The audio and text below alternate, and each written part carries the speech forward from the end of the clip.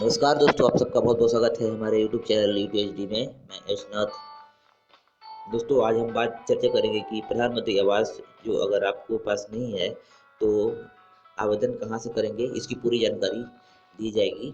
और इसमें पाइए धनराशि, मुफ्त धनराशि जो ऋण के तौर पर मिलती है आपको, वो मुफ्त मिलती है। लेकिन इससे पहले दोस्तों, अगर आपने हमारा चैनल यूट्यूब सब्सक्राइब नहीं किया है तो प्लीज़ प्लीज़ हमारे चैनल के नीचे जाकर के ये लाल रंग के बटन को जरूर क्लिक करिए और सब्सक्राइब करिए, क्योंकि हम लोग यहाँ पर रोज रोज नए नए अपडेट वीडियो दिखाते रहते हैं, जिससे आपका ज्ञानवर्धन हो और आपको नई नई जानकारियाँ मिले। तो दोस्तों, हमारे चैनल को प्लीज़ प्लीज़ सब्सक्राइब कर दीजिए और हमारे नए अपडेट्स को देखते रहिए। तो दोस्तों, आज हम चर्चा करने वाले हैं कि प्रधानमंत्री आवास योजना के अंतर्गत किस तरह से हम लोग अपना घर के लिए धनराशि प्राप्त कर सकते हैं। तो प्रधानमंत्री आवास योजना जो है, ये आवेदन करना बिल्कुल ही मुफ्त है। और आपके लिए अगर आपका घर नहीं है तो दोस्तों, इन घरों में आपका भी एक घर हो सकता है। तो हमें चाहिए कि इन योजनाओं के अंतर्गत अपने लिए एक आवेदन जरूर करें। आवेदन करने का जो ये प्रक्रिया है वो सिर्फ एक बार ही है। आप आवेदन सिर्फ एक बार ही कर सकते हैं। तो आवेदन एक बार करने के बाद आपको जो है उसमें उसके आगे जो है आवेदन जो है समय सीमा के बाद नहीं कर पाएगा दोस्तों। तो आपको यहाँ पर बताया जाता है कि प्रधानमंत्री आवास योजना में अगर आपके पास इसके नियम जो हैं इस प्रकार हैं। आपके पास कहीं भी पक्का मकान नहीं हो भारत देश में, अगर आपके पास जो है कोई भी पक्का मकान नहीं है तो आप इस प्रधानमंत्री आवास योजना ग्रामीण के लिए गांव में ये योजना चल रही है, इसके लिए आवेदन कर सकते हैं।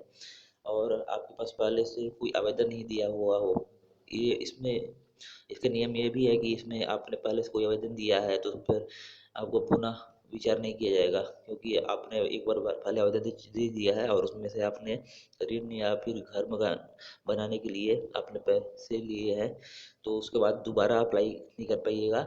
2022 के बाद अगर कोई नई अपडेट्स आते हैं तो मैं आपको इस वीडियो में ज़रूर बताऊंगा। तो इसके बाद जैसे आपके पास जो है प्रधानमंत्री आवास योजना में आपके पास पहले से कहीं पक्का मकान नहीं हो भारत भर में, भारत देश में, उसके बाद पहले से आपने कभी आवेदन नहीं किया हो।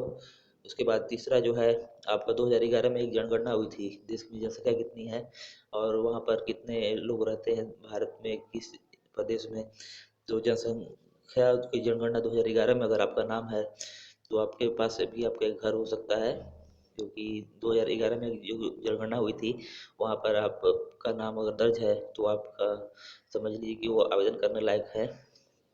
तो इसमें तीसरी जो थी, ये नियम है कि SECC जनगणना जो हुई थी 2011 में, वहाँ पर आपका जो नाम है दर्ज होना चाहिए। और तीसरा के बाद जो चौथा नियम है, इसमें आपके पास जो ज़मीन होनी चाहिए वो अब विवाद मुक्त होनी चाहिए, यानी कि झगड़े झंझट में आपकी ज़मीन नहीं होनी चाहिए। क्योंकि अगर झगड़े वाली होगी, उसमें केस चल रहा होगा या फिर ज़मीन की कुछ विवादास्पद ज़मीन होगी तो उस पे आपको जो है इस पे लोन नहीं मिल पाएगा। तो ये चार जो नियम है इसमें पक्का आपको विचार करना पड़ेगा कि हम अगर प्रधानमंत्री आवास योजना से अगर लोन लेते हैं तो या फिर मकान के लिए जो भी धनराशि लेते हैं तो उस पे आपका ये चारों नियम काम करेंगे। मैंने बता दिया, फिर से एक बार बता देना चाहता हूँ चारों नियम। आपका भारत भर में कोई भी पक्का मकान नहीं होना चाहिए। अगर पक्का मकान है तो इसके आप आवेदन नहीं कर सकते हैं। दूसरा नियम है कि पहले से अगर आपने आवेदन दे रखा है तो उसको आपके आवेदन पर विचार नहीं किया जाएगा, क्योंकि आपने आवेदन पहले से ही दे रखा है।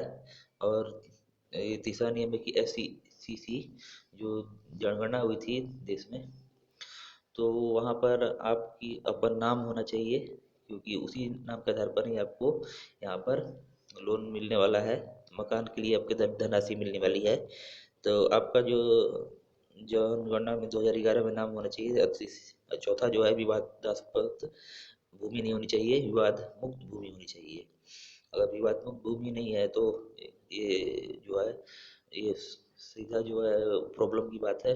आप उसमें अगर विवाद में उलझिएगा तो ये तो आपके लिए ठीक नहीं होगा। तो इसलिए आपके पास विवादास्पद मुक्त जमीन होना चाहिए, जिसपे किसी का नहीं, आपका खुद का अधिकार होना चाहिए और वो जमीन आपके नाम पर होनी चाहिए।